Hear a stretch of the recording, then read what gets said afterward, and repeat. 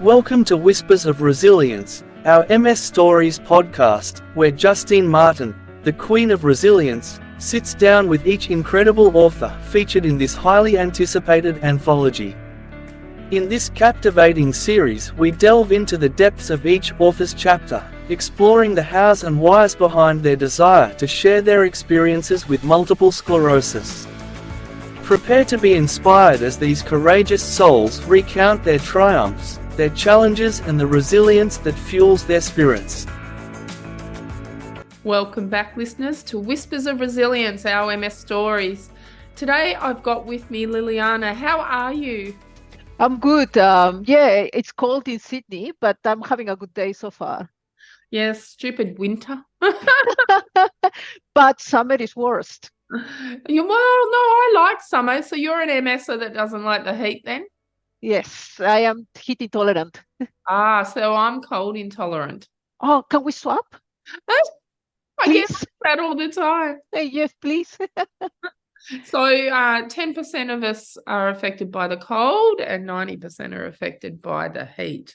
Yes, and we live in Australia. Yeah, I know. And I used to live in Perth, and my neurologist at the time when I was diagnosed said, "Oh, you better move to a colder climate," thinking I was going to get heat affected. And so we moved back here to Geelong in Victoria, be closer to my family, but also the weather, and I suffer every winter.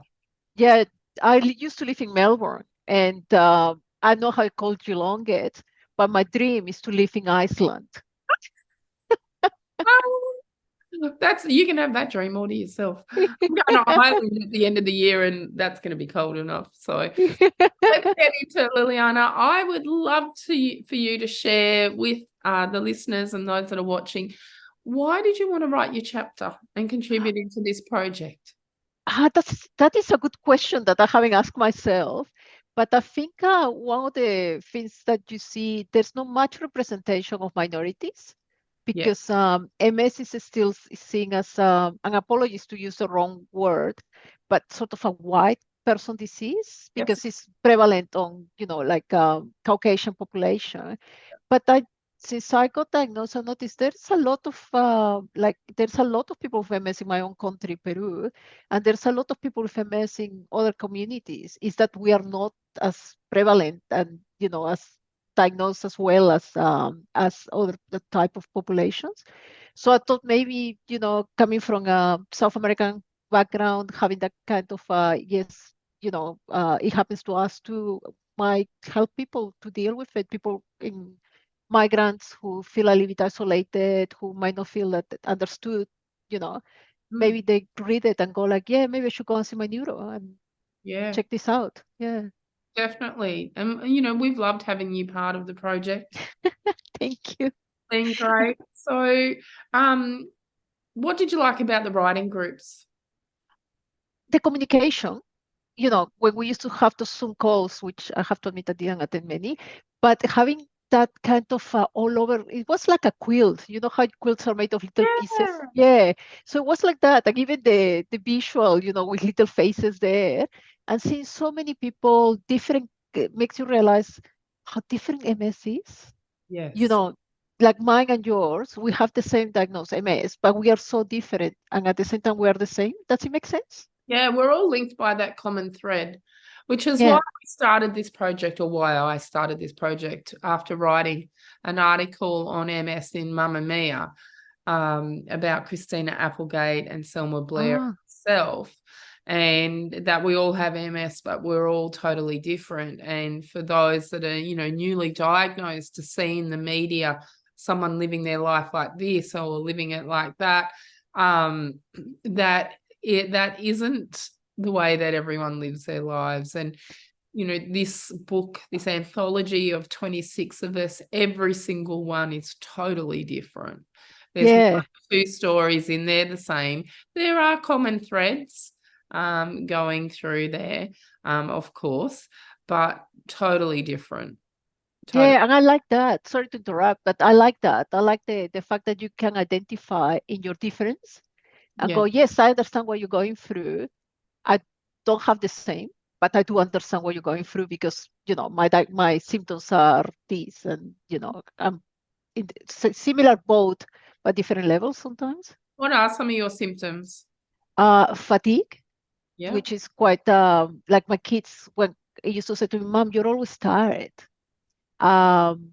Fatigue is a big one. My left leg, because I broke it, that's how I got diagnosed. I used to walk miles, and my left leg doesn't want to walk more than 1 kilometer. That's it. So it will be fatigue that, and occasionally, which pisses me off big time, brain fog. Yeah. Yeah. But I would say fatigue for me is the biggest one. And at the same time, insomnia. Yeah. So I've had all three of those last night. Oh my God. I was so tired when I went to bed because I'd spent all day editing podcasts. So I did 12 yesterday. Oh my God. Well, 12 of our podcasts, and then I did 4 of Resilience Mindset podcast and 1 of MS Unmasked. So I think it was about 17 all up yesterday I did.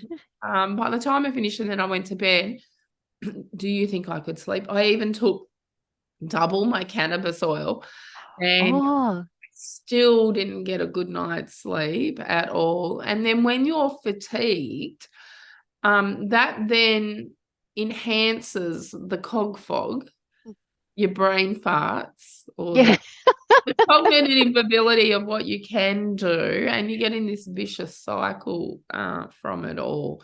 But yeah, fatigue is one of my major things. Yeah, and it's very difficult to explain to somebody who doesn't have MS because people say to you, "Oh, I'm also tired." But I think somebody with chronic fatigue will understand. Having fatigue doesn't mean that you're actually that you need to sleep. No, it's difficult to explain, isn't it? Yeah, when I get fatigued, I don't want to sleep. That's not the issue. The issue is I have no energy in my body to even pick up my arm and get a drink. And I don't know about you, Liliana, but my fatigue, and when I try and push through it, I become very nauseated from it. I forget. I start forgetting things. Like made a mistake on Thursday to go to work after a very bad night. And stuff that I know, I was doubting myself, like going, do I really know this? Do I really should be here? You start going, and the tiredness starts, it's the anxiety because, you got the brain fog, you're exhausted at the same time, but you're trying to, to give a service. So it is, and then by the time I hit bed, I was just like mentally and physically, I feel like I ran a marathon. But I take melatonin, but I haven't tried CBD oil. Yeah, so I'm on CBD oil by prescription. Oh, okay. Yeah, through the chemist, and I've been on it now about 5 years, and it works. Yeah, well, it does to me. I tried a lot of the other nerve pain medications, and they didn't work. Whereas this, it was when I took it the first time. That was the first time in over 10 years I'd actually slept through the night. You're kidding me. That's awesome. And I wake up the next day that I don't feel like I've been hit by a freight train. Because you know what that's like when you go to tired and you wake up the next morning and you're still tired. It's like, what is it like to wake up and feel refreshed? Oh, that boat sailed a long time ago. Yeah, it did, most definitely. Yeah. So, Liliana, what's something that you'd wish that you'd written in your chapter, but you'd forgotten to write it? I was thinking about that yesterday. I kept the issues with my family and my kids a little bit out of it because of their own privacy. But sometimes I think I should have delved a little bit more into the reactions of people when you tell them that you have MS. Let's talk about that now. We've got time. Okay. All right. Okay. Well, I have a very close friend who also has MS, and her reaction was guilt because at the time I was I was at uni, and I did a paper on her, MS, chronic diseases. So I just chose her, and she said to me, "When you got diagnosed, I feel guilty because it's like, I know I didn't give it to you, but I feel like I gave it to you. So that was one reaction that was, for example, Right. yeah, talking to her is great because she understands, even we're the same but different. But then is, for example, my dad, I mean, he's back home in South America, and I don't think he understands because he always says to me, oh, you're getting better. And I have to say to him, Dad, I'm not going to get better. If I'm lucky, this is the worst I ever going to be. And then we talk about something else different. Then I call him again and he goes, so how are you feeling? Are you feeling better? And you know, again. So, and I have people saying to me, oh, you used to be so much fun. I'm going, I'm still me. You know, I'm just a very tired me, but I'm still, you know, my brain is still there. What you like about me is still there. I just cannot do what I used to do. And isn't that amazing that we are still the same people, but people don't see us that way. And if you say no to a couple of social engagements, then you're wiped off the list forever. Yeah, you just cross the Rubicon River and you are not coming back from it. It's bizarre. It's like you know, sometimes it's like, I know, for example, I can go out Fridays because Saturdays a rest day, and I can go Saturdays. But people call you and say, oh, you know, somebody's doing something on Thursday. And you're going, I have to go to work tomorrow. I have MS. No, I can't make it. Never again. It's like making a choice, isn't it, on where you're going to put your spoons, where you're going to put your energy. And, you know, work is a priority. So, okay, well, I need my energy for work and that gives me money to eat and put a roof over my head. Or do I go out, you know, to the movies or dinner or, you know, tea, coffee, whatever it is, and put my energy and time into that. And then all of a sudden there isn't enough to go around. Yeah. And call sick the next day. And then because I was raised a Catholic, of course, I feel guilty when I call sick because I'm going, well, if I didn't go out, you know, I should have measured this better, blah, blah, blah. So it is a lot of things. And then there's the emotional part too, because losing friendships, you grieve, you know, it's you feel bad and you feel, you know, you feel that you should have make more of an effort. It's a grieving process. And well, grief rearranges your address book. It does. I've had it a few times, like when I got diagnosed with the MS, people who I thought that would be there for me weren't there at all, and people who I would have just classed as, you know, acquaintances stepped up and became very good friends. And the same happened when I was diagnosed with the cancer. Yeah, I lost friends through that because they couldn't handle my journey with cancer. And I'm like, all right, well, you know, each to their own. We all have our own coping mechanisms, but geez, it was hard. Can I ask you a question? Sorry, you're meant to be asking the questions, but I also got diagnosed with, I had breast cancer, but with me, it was MS first and then breast cancer. How was for you? MS first in 2011. Then 2016, I was diagnosed with a condition called lividio reticularis. So I was going like a zombie. That then led me to being diagnosed with melanoma. And they were looking for lymphoma.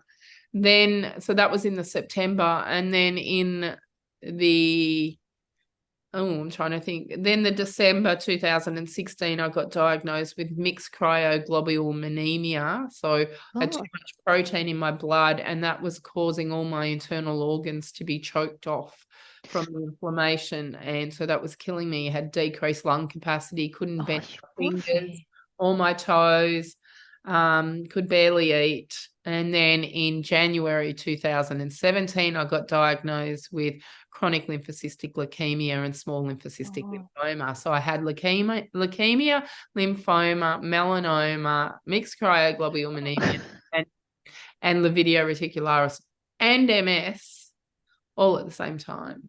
Jesus, somebody should write a book about you. I'm writing a book about me. You'll have to read my chapter, Liliana. Definitely, I'm looking forward to it. Because for me, like I got diagnosed with breast cancer while I was going through all the treatment, all the tests for MS. But I had people saying to me, "Oh, it's because I'm on Tysabri," and people saying, "Oh, you shouldn't be on Tysabri. Tysabri caused the cancer." And you go like, "Oh God, do we need to get into this argument too?" Well, what probably happened is in the fine print of any disease modifying therapy drug that you take, it does state that one of the side effects is cancer. So what the disease modifying drugs actually do to your system is they change your immune system. And if you have a genetic predisposition to anything, so cancer included, it can come through. Now, they've discovered the same thing is happening with having the vaccines. When you're vaccinated now, that changes your immune system. And if you've got a genetic predisposition, it'll come through. So with the disease-modifying therapy drugs, every cancer that I had, I can trace through my family. So it was all genetic. Oh. It did change my immune system. Now, I've been on 4 different disease modifying therapies. I have my suspicions which one it actually is. If I had to go back to 2011 and make the choice whether I would go back on disease modifying therapy drugs, knowing that, there's a high percentage that I would get cancer again, I would go back on them. Because I've seen what this disease did to my mum in a short period of time. And my mum passed away from complications at the age of 49 from it. She'd had it 17 years. Shit. And I'm sorry. Thank you. She didn't have the option of having disease-modifying therapy drugs. And yeah, they're scary. They are some of the most powerful drugs on the planet. Yeah. But they do slow down the progression. And to me, it's quality over quantity of life. And my MS is very stable at this present time. I'm not on disease-modifying therapy drugs anymore because simply I've had HSCT when I went through the chemo, and you would have too. I didn't have to have chemo. They took the sorry if it's too much information, but mine was very situated. Yeah, it was a ductal carcinoma in situ, so it was a cancer in the milk duct. So they basically took the whole right breast and the lymph nodes. So the whole chemo, I didn't have that experience. So my mum had breast cancer as well. Oh. She had breast cancer when she was 27. Then she got MS at 33. Cervical cancer at 40, and then she did have lung cancer at 49, but she had half of right lung removed to take that lung cancer out, and her immune system was just so compromised because of the MS that she had internal organ failure from it. So so when I got mine, it was no different. So her journey, only that I wasn't going to die. I was determined that I was going to stay here. So, disease modifying therapy, it's a personal thing. Not everyone goes on it. But those of us that do, there is a high risk that these things will happen. Yeah, it's an interesting thing because you have the history of your mom, but I'm the only person in my family with MS. Yeah, so that's why I reckon that there's all these other types of MS, but they just haven't worked it out yet. No. And we do have someone in the book that he was diagnosed with MS, but doesn't have MS, has PLS instead. So his chapter is very interesting to read. Oh, that would be interesting, yeah. Yeah, so none of you have read each other's chapters. No. You're all busting to read each other's. By the time that this podcast launches in September, you will have read everybody's chapter. Everyone's chapter. And we've got 26 authors in this book, so it's something very to be proud of.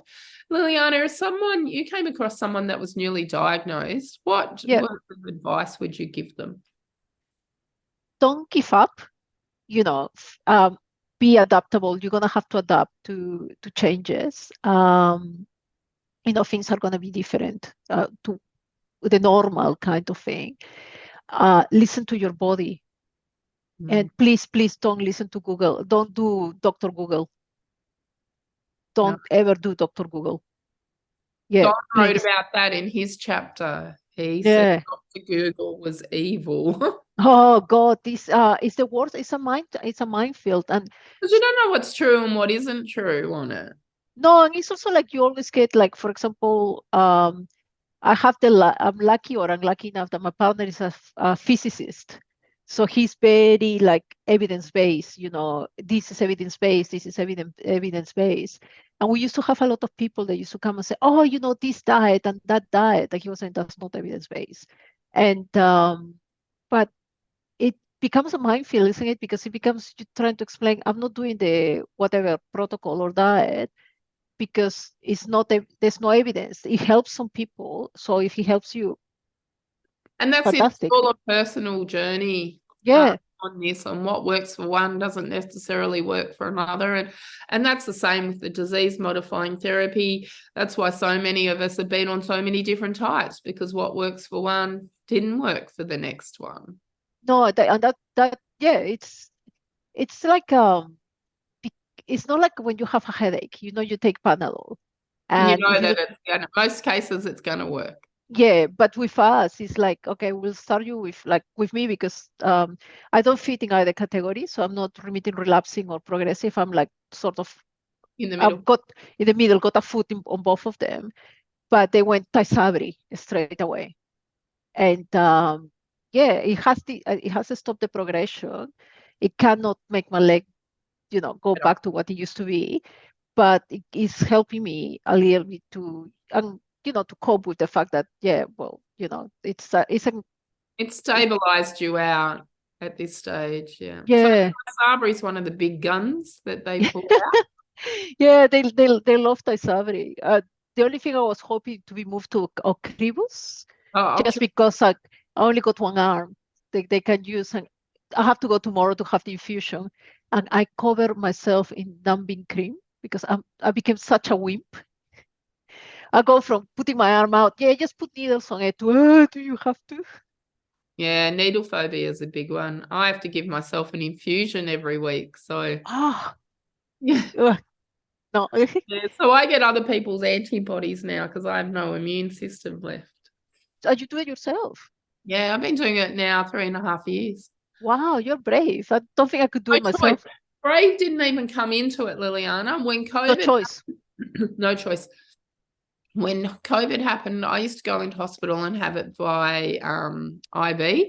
So it's called IVIG. And when COVID happened, we weren't allowed in the hospital. So they went, we're going to have to do it SCIG, so subcutaneous intragram it is. And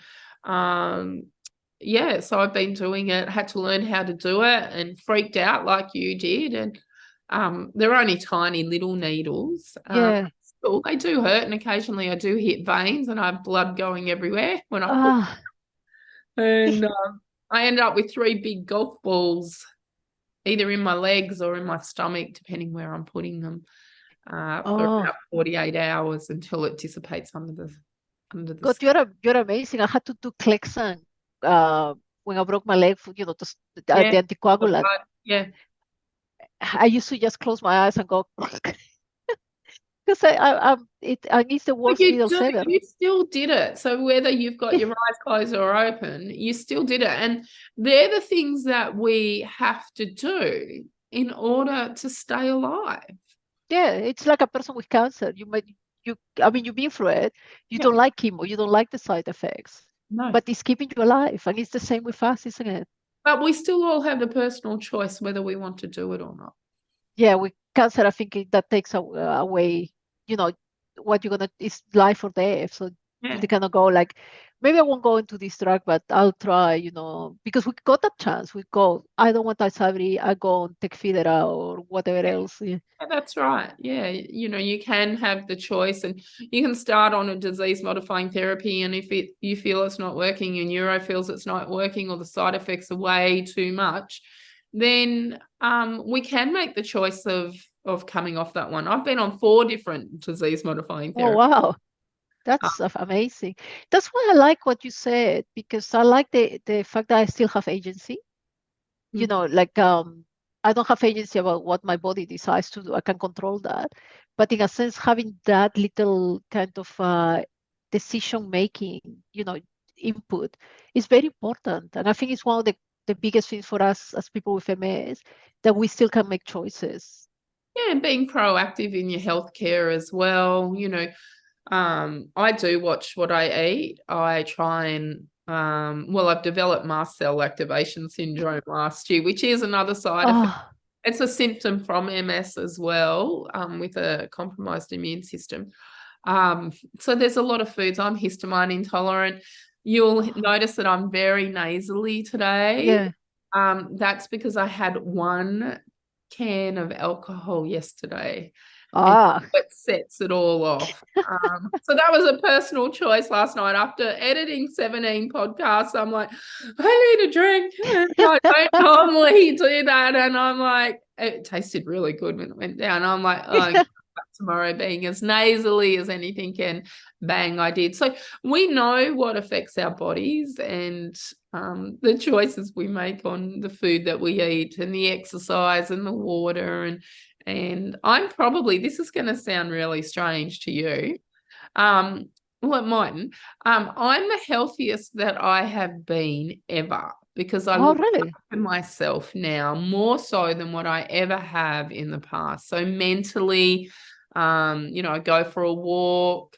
I go to the gym 3 times a week. In looking after myself, watching what food I eat. I have a 90%, 10% rule, 90-10 rule, that, 90% of the time I will eat food that has very little human intervention to it. That's probably the easiest way to describe it. So, primary foods, fresh fruits, veggies, meat, eggs. That's pretty much all I eat. Are you the same, Liliana? Similar to a point. I wish I was more as disciplined as you. But my worst thing is chocolate. I'm allergic to chocolate. So oh God, I need to get that allergy. I wish I was, but it's like and this will freak you out. No caffeine either. Oh really? I only drink tea. No caffeine. It's got nothing. So just herbal teas. Herbal teas, and occasionally I have a thing called Caro or Nature's Cuppa, but I'm dairy free, no dairy whatsoever. I recommend dandelion coffee. What was that? Dandelion coffee. Oh, dandelion coffee. Yeah, I don't like the taste of it. I drink coconut milk. Okay, I'm almond. Yeah, there's too many. I can't have the almonds because of the histamine intolerance. They're too high in histamine. And really watch what's in your milks as well, because you'll find that almond milk is loaded with sugar. Oh, I didn't know that. I swapped from soy thinking the almond was healthier. So have a look in your almond milks, and a lot of them you can get unsweetened, but have a look at the ingredients. And for a lot of these products, they're just full of chemicals as well. Oh, I'll take a look. Yeah, and I was quite shocked when I was drinking some of the milk alternatives. Yeah, because we're not meant to call them milk. And the amount of crap that was in them, you would think that it'd just be almonds and water, but it's not. I'll definitely take a look. I didn't know that. Oil and everything in them. And here I was thinking I was being healthy. Yeah. No, don't worry. The only one that I could find that had the least amount of crap in it was coconut milk, and it is about the only one that I can drink, being histamine intolerant as well. So, okay. Anyway, this isn't about me. This is about your chapter. Is there anything else that you would like to contribute to the podcast in your chapter? The writing experience, writing it? Oh, writing it was daunting at times. Yeah. Because I'm very good at self-criticism. I'm amazing at self-criticism. So when I had a couple of times where I was thinking, maybe I shouldn't do this. And it was my son who was saying, just go ahead and do it. Yeah. You start it, finish it. If it's good or it's bad, it's not to you to And decide. you got lots of support along Yeah. the way. Coming Yeah, in, you and I chatting. yeah, like you, for example, and even listening, having the meetings and listening to other people, and you're going, oh yeah, that's you didn't feel like an outlier. You felt like part of a community. Yeah. Like we are trying to get somewhere. And then like when I sent you the first chapter, comparing that first draft to the finished draft, it's been a lot of work, but it's a really good Rewarding. sense of achievement. Like, I've done something You have that done is something. You've become a published author. I'm gonna have to tell my dad that he's You'll never have gonna to get over send it. him the book. Yeah, I will definitely. I have to put my list. I got my list of people who I want to get the book for. So yeah, no, Good it's Christmas presents this year. yeah, definitely. That took the stress of Christmas away. So if you're out there in listening land, people, and you're looking for Christmas ideas, or you just really like to read the book of the 26 wonderful authors that are in it, including Liliana, it can be purchased on resiliencemindset.com.au, or you can go on Amazon or Barnes and Noble, any of the major bookstores online, and be able to download it on Kindle or purchase it in paperback. So a final word to those that are listening. Well, listen, if you have MS like we do, be kind to yourself. Don't put too much pressure, don't stress too much. And also, like, the way I try to live is tomorrow is always another day. You didn't get up of bed today, well, you'll get out of bed tomorrow. We have the privilege that we can actually, I try to say it in a way We've got that to be doesn't sound preachy. kind to ourselves. Yeah, we have to be kind to ourselves, well, to each other, to others too, but especially to yourself, because only yourself knows the struggle that you're going through. That's right. I don't. I have MS, but I don't know what you're going through. So be kind to yourself and be proud of, if you put that foot out of bed today, that's it. Be proud of it. You've done something. You got out of bed. Yeah, and ask for help. Yeah, that's a good one too. Yeah. Please do. Yeah. Don't fall flat in your face, literally, like somebody I know who did that before not asking for help. Was that you? Yeah, I planted myself face. I couldn't walk. Liliana. Did you bust anything? Huh? Did No, you break no, I had a very bloody face and a very black eye, and I ended in emergency. My poor partner came through, and he had to come all the way from school. And I was thinking I didn't want to get him to emergency because I thought they're gonna think he punched me. But because they picked me up on the street, these kids called an ambulance, and I finished in RPA. And but yeah, I had a busted lip. I didn't broke my nose, I didn't broke teeth, but I had a busted lip and a really, really bad black eye here and another bump here. And you know what that happened? Because I didn't use my walking stick. So asking for help is also, using mobility aids. Yeah. And not being stubborn and say, oh, I don't need them, when you know subconsciously that you actually do. And when using an aid, it's not a sign of weakness, it's a sign of strength, and it will give you back independence, even if you think that it's taking your independence from you. I learned that the hard way. So I hope that if somebody's listening to us, that they take that, if you need a walking stick, or you need a walker, or you need a wheelchair, be proud of it, because that's going to make sure that you are still around, you don't have broken bones. And if you want to go from A to B, you're going from A to B in a safe manner. That's a good one to end on. Well, thank you, Liliana, for your time today. It's been an absolute pleasure connecting with you again. And remember, people, if you want to purchase one of our books, resiliencemindset.com.au. And so until next time, you all stay healthy. Are you ready to be inspired? Get ready for the book that will touch your heart and ignite your spirit. Whispers of Resilience, Personal Stories of Living with MS is now available for purchase. Have you ever wanted to peek into the lives of individuals who have triumphed over adversity? Look no further. This highly anticipated anthology brings together a group of exceptionally talented authors, all living with multiple sclerosis, who share their personal journeys with unyielding honesty and vulnerability. At www.resiliencemindset.com.au, you can now secure your copy of this remarkable book that captures the essence of resilience, hope, and the power of the human spirit. Dive into the stories that will captivate your imagination and open your heart to the triumphs and challenges faced by these courageous individuals. With each turn of the page, you'll witness the unbreakable spirit of these authors, as they navigate the unpredictable terrain of mis. Their words will inspire you, uplift you, and remind you of the incredible strength that lies within. Visit www.resiliencemindset.com.au now and embark on a transformative journey through the pages of Whispers of Resilience. Get your copy today.